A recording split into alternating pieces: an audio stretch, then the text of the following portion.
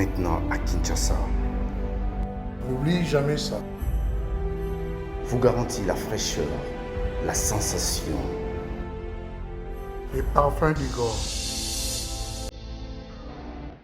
Fabriqué à base de plantes naturelles. Une explosion de saveurs.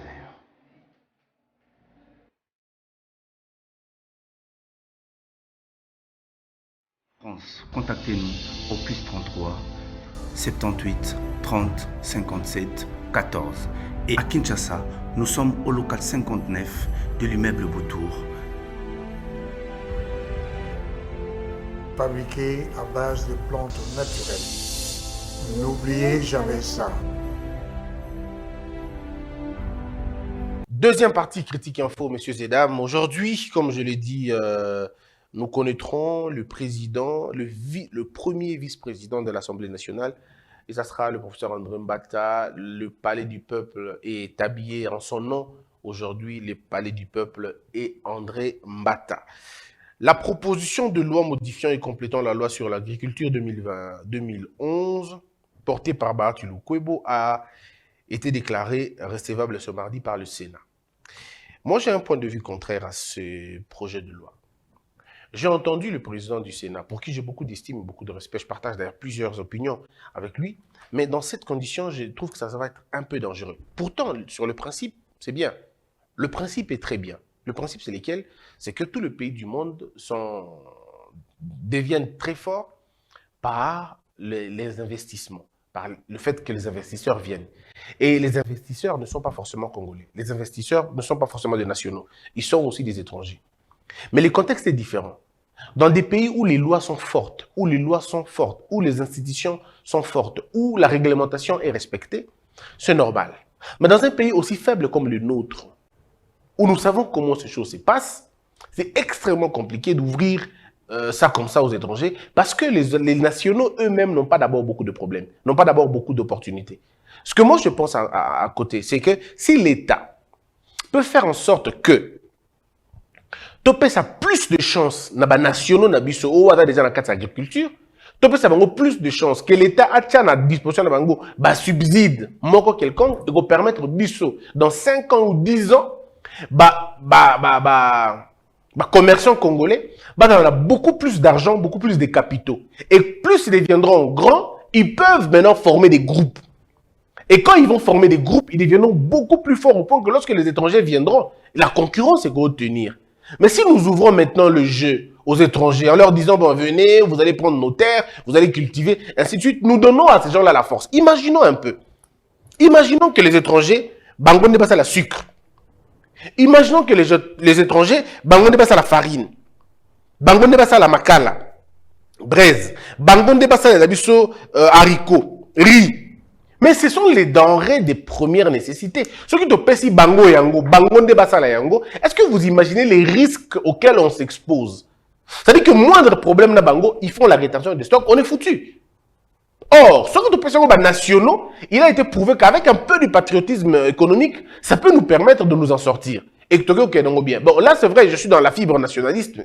Tout ça, parce qu'il faut dire que l'économie ne connaît pas la fibre patriotique. Hein. L'économie ne connaît pas ces choses-là. Les lois du marché ne connaissent pas qui est congolais, qui ne l'est pas. Les lois du marché, c'est le prix et la vente, et ainsi de suite, des produits, et la qualité et la quantité. Bon, pour le marché, les régis n'a pas réglé les sous.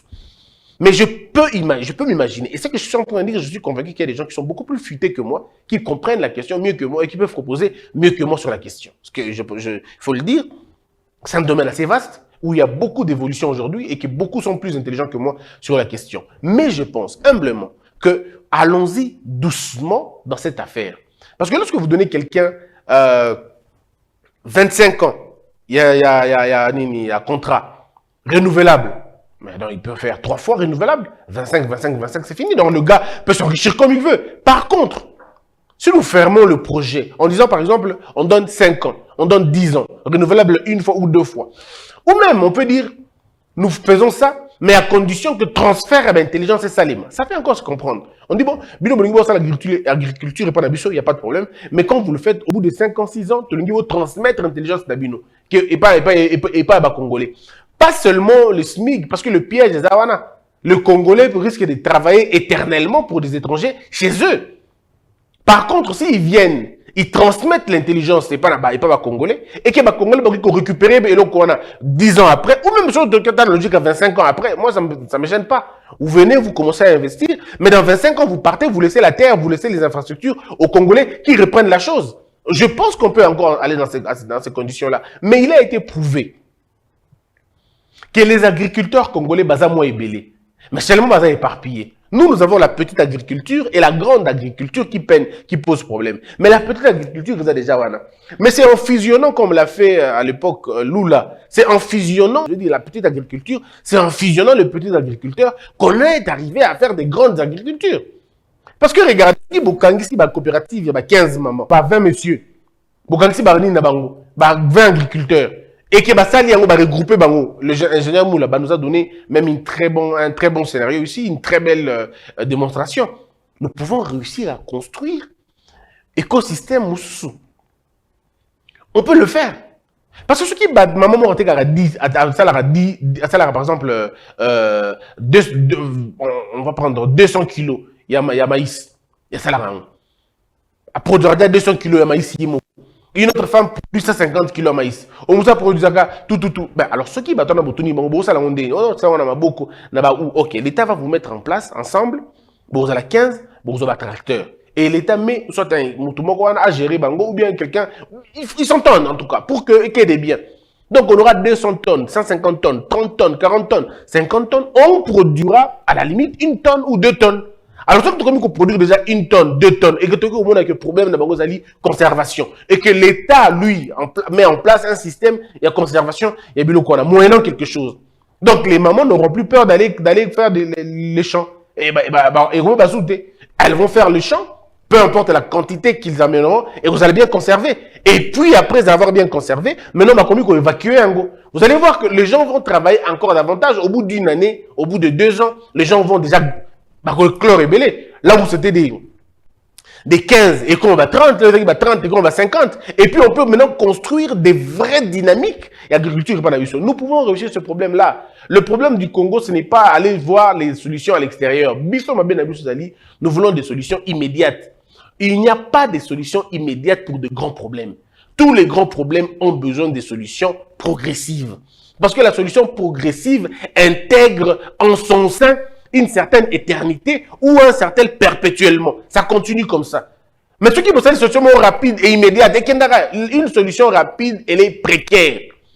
Elle vous fait croire que c'est bon, mais après, elle vous met dans des problèmes. Mais une solution progressive, elle entraîne, elle-même, elle entraîne une certaine durabilité, stabilité en même temps. Donc, allons-y plutôt dans étranger. Je ne suis pas contre les étrangers. Non, moi, je ne suis pas un homophobe. Seulement, je me dis que c'est très risqué. Depuis tout ce temps, on a essayé ça. On a ouvert les petits commerces aux étrangers, même contre la loi d'ailleurs. On a ouvert ça aux étrangers. Aujourd'hui, ils deviennent plus riches que nous. Les Congolais eux-mêmes ne s'en sortent même pas. Aujourd'hui, on ne sait plus parler des Ngezao. On ne sait plus parler des Kasuku. On ne sait plus parler de Pelustor. On ne sait plus parler Nabatouana. On ne sait plus parler d'eux. Comment on les appelait encore? Badokolo et tout le reste. On ne peut plus parler de ces gens-là comme vous avez laissé. Des riches Congolais comme vous avez laissé. Aujourd'hui, c'est maintenant des Hihin, des Chinching, des Hassan. On est dans ça maintenant. Ce sont eux qui détiennent, eux, les grandes alimentations, les boulangeries. Qu'est-ce qui reste encore, Kebasimba? Donc, demain, quand on va ouvrir les choses, bon, ne soyons pas étonnés qu'une société libanaise ait comme on peut être au courant. Moi, ça ne va pas m'étonner demain, il y a une société pakistanaise, ça ne m'étonnera pas. Parce que nous avons ouvert tout à n'importe qui, et sachant que les politiciens sont derrière ces étrangers-là. On connaît tous. Tous ces étrangers qui viennent, tous ces Pakistanais, tous ces Libanais, tous ces Chinois ont un général. Ils ont un colonel. Ils ont un ministre. Alors, qu'est-ce que vous voulez? Ils ont un ministre, ils ont un colonel, ils ont un magistrat, ils ont un juge, ils ont un avocat, ils ont un policier. Ils ont toutes ces choses-là. Toutes ces choses-là, pardon. Bazanango. Mais comment nous allons nous en sortir avec des conditions comme ça? Moi, je propose par contre une légère exclusion. Il y a des étrangers dans un domaine quelconque. Nous pouvons décider que le riz, la farine, d'accord? Biloko va congolais, il y a mingi. et ça la produit essentiellement dans les Congolais. Et ça, c'est l'État qui doit le faire. Nous pouvons décider, MAPA, et MAPA, ça sera nous maintenant. On peut décider comme ça. Que les pains, le sucre, le lait, tous les biens de première nécessité, aucun étranger ne peut entrer dedans. Les étrangers, mousse, kitty, messa, qui vendent ces choses-là. Mais ils ne peuvent pas vendre ce que les gens mangent quotidiennement. Ça, c'est aussi créer une certaine souveraineté. Mais ça, c'est à vous de décider. C'est à vous de créer ces gens-là. Le Congo, est-ce que vous savez que nous n'avons pas de banque? Une banque qui appartient aux Congolais. Mais bizarrement, toutes ces banques, les autorités, au but tout au Yebi, sont actionnaires. Est-ce que vous imaginez le modèle là? Dans toutes les banques, vous avez des banques dites étrangères. Mais ce sont eux-mêmes. Bakonzi Mboka, Bangonde baza actionnaire nango. Donc il fallait vraiment dire ça comme ça. Deuxième sujet d'actualité, le parti Adolphe Mozuto, Nouvel Élan, exige la mise en accusation de Félix Tshisekedi pour haute trahison suite à la signature de la RDC dans la communauté des États de l'Afrique de l'Est, avec les pays qui tuent et qui pillent notre pays et qui ont réussi à imposer un dialogue avec les M23 afin de les intégrer à nos forces armées. Et ça parce que Mozuto, monsieur Mozuto pour le dire, et ça parce que bon, ces gens ont pris beaucoup plus d'espace, beaucoup plus de place dans, j'essaie d'être poli en tout cas, dans l'inconscience des Congolais, malheureusement. Mais on oublie que M. Mozuto est allé serrer la main à Kagame. Ça, on oublie, on dirait. Hein? On oublie, quoi. Comme M. Mozuto signait, saluait Kagame en se penchant, en s'inclinant. Kagame était à l'ami du Congo à ce moment-là. C'était le frère du Congo. Il avait tellement aimé le pays qu'on n'avait pas connu de guerre en ce moment-là. Oui, comment les gens sont amnésiques? Non, les gens ne sont pas amnésiques. Les gens sont tout simplement méchants. Et ils veulent, comme ça, entraîner les gens derrière Bango. Aujourd'hui, la mise en accusation viendra en fonction de quoi? D'abord, sur la forme, vous n'avez pas de députés pour faire ça. 2, vous n'avez pas une puissance parlementaire pour le faire. 3, ce n'est pas le peuple qui met un président en accusation. C'est-à-dire que vous êtes dans la... C'est-à-dire comme ça. Donc, on est en train de raconter des choses. Bon, si on peut séduire 2, 3 faibles, c'est bon. Si on peut séduire 2, 3 têtes, c'est bon. Ainsi de suite. Ainsi de suite. Vous avez été premier ministre dans ce pays. Vous avez serré la main à Kagame, souriant même. Hein? Dites-nous un peu la signature que vous avez à faire en ce moment, c'était quoi? Heureusement que les Congolais comprennent que le Rwanda, Burundi, Ouganda, nous n'avons aucun intérêt, mais alors aucun intérêt de faire la guerre avec eux, aucun intérêt.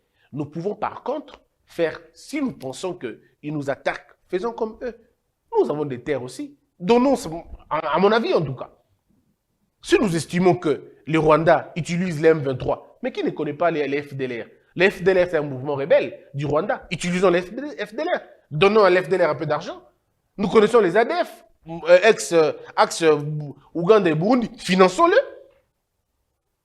Non, le problème, c'est que les autres auront peur de vous s'ils comprennent votre degré de nocivité. Le Congo, aujourd'hui, ne représente aucune menace pour aucun pays. Alors, on va plus que nous connaissons tous, que le Rwanda nie à la communauté internationale. Le Rwanda nie qu'il est derrière, le groupe armé. Ouganda nie qu'il est derrière les ADF et ils sont même prêts à attaquer les ADF. Ils sont même prêts à vous donner les militaires pour attaquer les ADF qui endeuillent chez nous et moins chez eux. Le Rwanda dit je ne suis pas derrière le M23. Même si on connaît l'histoire, tout le monde connaît. Tout le monde connaît que le Rwanda n'a pas amené que le groupe armé. On sait que le Rwanda a amené tout un pouvoir qui est resté pendant 23 ans dans ce pays. Il ne faut pas oublier ces choses-là. Il ne faut pas oublier. Il ne faut pas être hypocrite sur la question. Si nous voulons corriger ce problème, il faut le corriger dans la source. Le malheur de ce pays a commencé en 1996. Il ne faut pas qu'on s'oublie. Ce sont des choses vraies. C'est le même pouvoir du Rwanda qui a nommé M. Mozuto. C'est le même pouvoir du Rwanda qui a nommé Mozuto. C'est le même pouvoir. Si on est dans la logique, il y a ou Azolbana Bassena qui va accord. Si on est dans cette logique-là, alors acceptons. Mais si on est même dans cette logique-là, qui était le premier traître? Le premier traître, c'est plutôt Kenango. Mais c'est Bango, non? C'est eux qui ont donné la parole, qui ont donné la force à M. Kabila pour avoir les élections 2006. Bango ne peut pas qui est. Eux, ils ont traité avec eux, ils n'avaient pas de problème. Hein? Congo, quand on veut quelque chose, on s'y attelle, on oublie la raison. Ça, c'est d'abord ça. C'est-à-dire que quand vous êtes ensemble, vous mettez... Oh, et ça, les ma décision, oh, il y a que le pays va au cani. Bon, voilà, même si je sais à la fin, c'est pas sincère. Hein, je sais comprendre que c'est pas sincère. Et je vous ai dit ici que la sincérité de ces accords ne viendra pas, par des déclarations. Ça viendra par notre capacité de faire mal. Au moment où on a signature aussi, mais bien. Ceux qui ont beaucoup de capacité, on va signer des accords sincères. Mais quand vous signez des accords sincères, entre guillemets, tout en étant faible, en ayant une armée faible, en ayant des frontières poreuses, il faut enlever l'idée qu'ils vont vous respecter. Ils ne vous respecteront pas. Mais l'option qui a été prise là, c'est une option pour dire tous les pays, mettons-nous ensemble pour faire face à danger. Voyez-vous? Mais maintenant, ceux qui ont plutôt analysé autrement la question, moi je suis contre. Personnellement, je suis contre. Contre pourquoi? Parce que tous les dégâts qu'il y a dans la sous-région, ils ont des KKRDC. Pas Libanda, combien de morts il y a eu depuis Makamwe Bandi na Rwanda? Combien de morts il y a eu depuis Makamwe Bandi na côté à Ouganda? Combien de morts il y a eu depuis Makamwe Bandi na Burundi? Celui qui paye la facture la plus grande, c'est nous. Mais malheureusement, c'est encore nous qu'on appelle, tout qui nous négocier avec les pays qui ne nous aident pas dans le fond. Il faut faire avancer Makambouana. Mais alors, la solution, c'est laquelle? Moi, je le dis. La solution, ici, c'est celle-ci. Rentrons, séchons les... Enfin, pas sécher les négociations, parce qu'après, vous n'allez pas perdre la raison. Ouvrons tout le front. Gardons le front diplomatique. Mais nous, à l'intérieur, faisons un repli stratégique.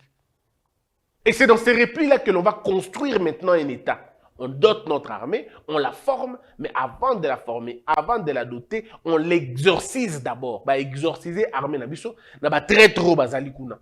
Bakati ba tentacule nyonso bakati kuna. Nous arrivons maintenant à refaire la structure de l'armée convenablement. Nous faisons appel aux meilleures écoles pour former nos meilleurs enfants. Nous dotons l'armée de moyens conséquents. Bonne information parce que l'armée doit être l'unité la mieux informée du pays. Base à la service de renseignement d'Abango avec beaucoup plus de moyens, base à la outiller, base à la équiper, base à la former convenablement, et puis c'est fini. Et base à la bien traiter. Une fois qu'ils sont bien traités, ils sont outillés, ils sont bien formés, ils sont bien recrutés, ils ont tous les éléments possibles. Mais alors, le Rwanda, lui-même, le Burundi, l'Ouganda, l'Angola, tous nos 9 pays voisins vont réfléchir 2 fois avant, soit d'expulser des Congolais, soit de traiter des Congolais comme s'ils n'avaient pas de... C'est-à-dire qu'ils vont réfléchir par 2 fois avant de poser un acte contre la RDC. Tant que nous n'allons pas faire ces choses, ça ne marchera pas.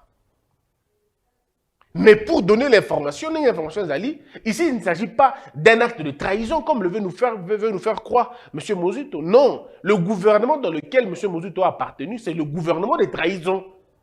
Et non l'inverse. Il ne faut pas qu'on inverse les rôles maintenant.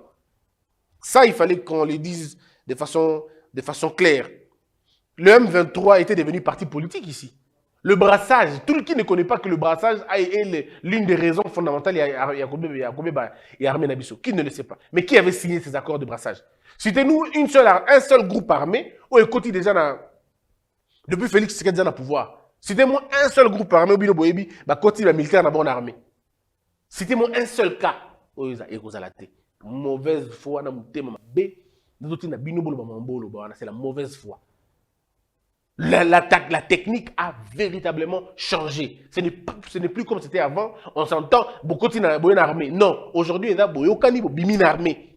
Beaucoup de groupes armés, beaucoup de sociétés. Beaucoup de maçons, menuisiers, ainsi de suite. Plus question de revenir dans l'armée. Ou si vous voulez revenir dans l'armée, suivez les parcours normaux. Au moins, il y a un colonel, il y a un groupe armés. Mais à Bandeli, le soldat C, a une formation un peu normale. Est-ce que c'était ça, les cas avant? Non, il faut qu'on arrête de mentir les gens.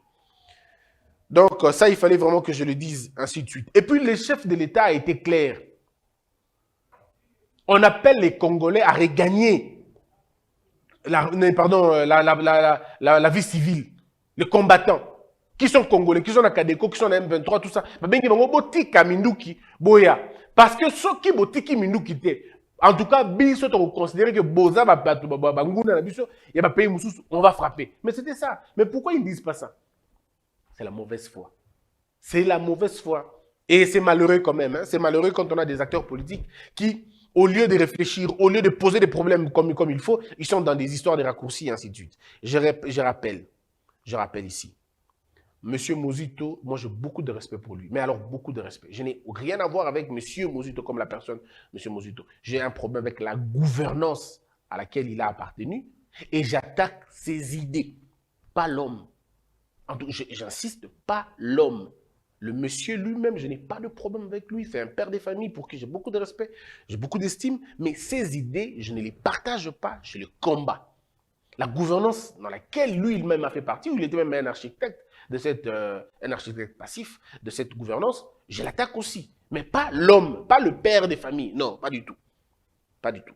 C'est parce qu'il faut que tu aies la différence. Je ne suis pas celui qui manque de respect aux gens, pas du tout. Mais je reste rigoureux dans ma réflexion en disant que monsieur Mozito, en tant qu'ancien Premier ministre, il ne peut pas donner des leçons aux gens sur la question du Rwanda. Il ne peut pas donner des leçons.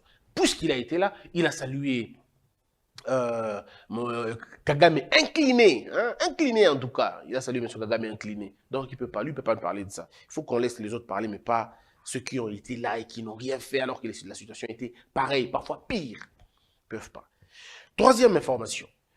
Moussa Faki Mahamat salue la décision des dirigeants de la SCA de déployer une force régionale pour établir la stabilité en RDC. Excusez-moi de vous le dire, je n'y crois pas. Moi, je n'y crois pas du tout. Nous n'avons pas encore créé une unité africaine, on ne peut pas créer une force africaine. Ce n'est pas vrai. Ici, on est encore au stade où les pays doivent d'abord se doter d'une force. Et la RDC ne doit pas se laisser berner dans Makambo. La RDC doit penser à son armée, son administration, sa territorialité, ses frontières, sa défense. La RDC doit penser d'abord à ça elle-même. Il ne faut pas que la RDC croie qu'ils vont l'aider. Non, c'est... Oh. Fin du débat général sur la loi électorale. Le G13 a 3 jours pour répondre aux préoccupations des députés. Nous avons les propos de Martin Fayulu. Congolaises et Congolais, un sérieux danger menace la RDC. L'esprit patriotique doit nous pousser à défendre davantage notre pays et à bien le servir. Honorons la mémoire de nos pères de l'indépendance.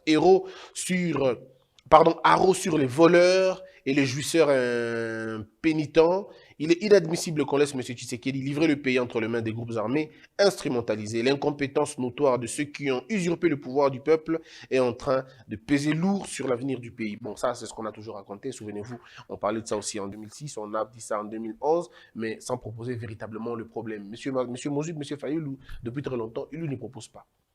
Il attaque seulement, mais il ne propose pas. Quand il dit défendons, on va défendre comment?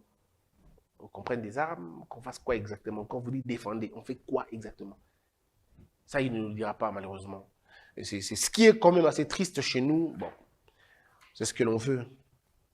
Que voulez-vous? Un rapport américain salue les efforts de Tshisekedi, climat, désinvestissement. 15 amendements à prendre en compte pour la loi électorale. La référence plus... Les raisons du doute, l'objectif, des affrontements lancés samedi dernier par les éléments M23 dans le territoire de Rutshuru, en réalité, c'est de tenter d'étendre le terrain conquis au FARDC et de peser sur le pourparler en cours de Nairobi. Heureusement que les émissaires de Kinshasa, qui ont compris cette supercherie, ont exigé et obtenu leur mise à l'écart à la table de négociation. Ça, on n'en parlera pas. Ça, ils ne vous diront jamais. Négociation en Nairobi, la facilitation débordée. Alors, donc ici, il faut rappeler que les M23 et les autres, ils sont encore dans la logique Yakala. Tout ça la Makelele, tout ça la Mobutu, tout ce ganga, pour qu'il y ait sur la table de négociation, tout ça va poste politique, quand il y aura remaniement, maintenant, la donne a changé. Pour Tshisekedi, il n'est pas question d'intégrer le gouvernement. Il n'est pas question d'intégrer l'armée. Donc, on leur a fermé 2 portes qui autrefois étaient ouvertes sous M. Mozito. Sous M. Mozito, c'était comme ça en fait. Vous mettez les mouquets, vous discutez, vous poste en armée, on vous intègre et puis c'est fini, vous vous arrêtez. Mais depuis un certain temps, depuis que Fachi est au pouvoir, ce n'est plus le cas. Maintenant, Fachi a fermé la porte, il y a gouvernement, il a fermé la porte, il y a armée. Donc, tous les groupes armés savent qu'une fois qu'on a fini, on veut arrêter l'armée, on veut arrêter les groupes, notre côté militaire, nous n'allons que regagner le côté civil. Ou si nous voulons être intégrés dans l'armée, nous devons rentrer dans les partis politiques, enfin disons, nous devons rentrer dans la formation Tout le monde sait. On oublie tous nos grades. C'est compliqué. Ou si nous voulons faire la politique, on doit rentrer dans les formations politiques, dans les partis politiques, demander l'adhésion et suivre un cursus. Voilà comment on réfléchit dans un État si on veut être sérieux. Bon, dites-moi, mes frères et sœurs, ma base a placé dans mon moment, à niveau 1. Où est le mal dans ça? On dit non, mais on ne peut pas signer avec le Rwanda, on peut pas signer avec le Rwanda, avec l'Ouganda, avec le Burundi, c'est une trahison. Non. Ça peut peut-être être une mauvaise idée, mais pas une trahison.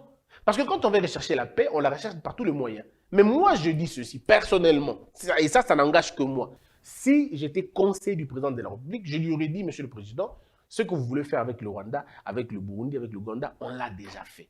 Et ça n'a pas porté de fruits. Ces gens-là ne sont pas sincères, ils ne le seront pas. Ils n'écoutent qu'une seule chose, la force. Et nous pouvons maintenant travailler, miser sur notre force. Trouvons tous les moyens possibles. Ce que vous allez faire avec eux, c'est faire semblant. Envoyez vos émissaires, discutez avec eux. Laissez la brèche diplomatique toujours ouverte. Parce que ça c'est Sun Tzu qui le dit. Il le dit si bien d'ailleurs. Le général le plus important, le plus fort des généraux n'est pas celui qui fait la guerre, mais celui qui peut réussir à apporter la paix sans faire la guerre, sans qu'un soldat ne tombe. Celui qui gagne la vraie guerre, c'est celui qui a gagné la guerre sans faire mourir ses soldats. Et donc par des négociations. Et Sun Tzu le dit si bien d'ailleurs. Alors, ce que moi je pense, ça veut dire au président de la République, non, Monsieur le Président, ce que vous voulez faire, là, on a déjà fait. Et le Rwanda, l'Ouganda, le Burundi ne sont pas sincères. Ils ne le seront pas d'ailleurs. Et nous ne devons même pas attendre ça d'eux. Mais nous devons nous mettre en tête qu'ils doivent nous craindre. Et pour qu'ils arrivent à nous craindre, ils doivent craindre notre capacité de force et notre capacité de nuisance. Ce qu'on va faire, vous laissez les gens aller dans vos discussions. Mais vous, à l'intérieur, travaillons pour avoir une armée forte. Et on ne peut pas avoir une armée forte si on ne comprend pas, on n'autopsie pas l'armée. Autopsion d'abord l'armée. Faisons un arrêt. Regardons au sein de l'armée. Évacuons l'armée de tous ceux qui ne traitent pas loyalement. Enlevons tous ceux qui ne sont pas loyaux. Tous ceux qui sont fragilisés par l'âge, par les feux, par tout ça. Tous ceux qui sont passifs. Tous ceux qui ont été condamnés dans des histoires nous essayons d'abord de vider l'armée de tous les parasites. Nous vidons d'abord l'armée des parasites de toute autre sorte. Après, nous procédons maintenant à un réaménagement. Maintenant, on va aligner Boy. Bon, pour le côté est, il faut pour le côté est, il faut des soldats, ça la former de type Boy. Parce que notre territoire, le combat est un peu territorial. Les soldats dans est et dans Angola parce que la terre n'est peut-être pas la même. Alors nous allons former un type de commando pour la place telle, un type de commando pour la place telle. Quand on aura fini toutes ces choses-là, et pas maintenant nous commençons à utiliser les réseaux sociaux, on commence à utiliser le média. Le coup là, axe moko n'est pas la dissuasion. Na tongo boutier na RTNC entraînement militaire na biso parce que ça va avoir des effets. Le premier effet, ça va remettre en confiance en Congolais. Deuxième effet, les autres apprendront que de l'autre côté, ça va s'arrêter. Imaginons que nous sommes armes, 2 tonnes, 3 tonnes d'armes. C'est télévisé. Les gens voient comment le Congo est en train de s'armer. Ça donne un autre signal. Ailleurs, ils disent,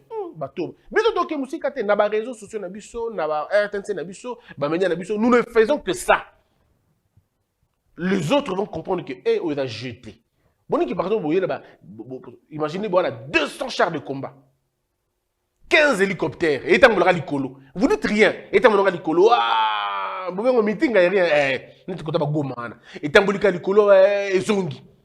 Bobi misi moneti ngima sala ngana bokena ba bombe na bino pena minene wana bozo nyate ngona mai. Ba ninga bazomona ke côté kuna comme jeté. Mais quand vous tombe aussi ça va domaine na nyonso parce que jusqu'aux décisions ba biloko na minene alo ke kana wana ke kana goma et vandika kuna. Tona ba beni, tona ba place la frontalier et vandi wana. Dites-moi comment les gens vont vous attaquer? Comment les gens vont vous attaquer sur ba bino beaucoup mis à niveau wana? Ce que nous avons utilisé, et les médias, et les... C'est-à-dire que nous pouvons réussir cette histoire-là si seulement on a des idées. Mais si nous voulons suivre traditionnel, ces gens ne sont pas sincères et ils ne le seront pas.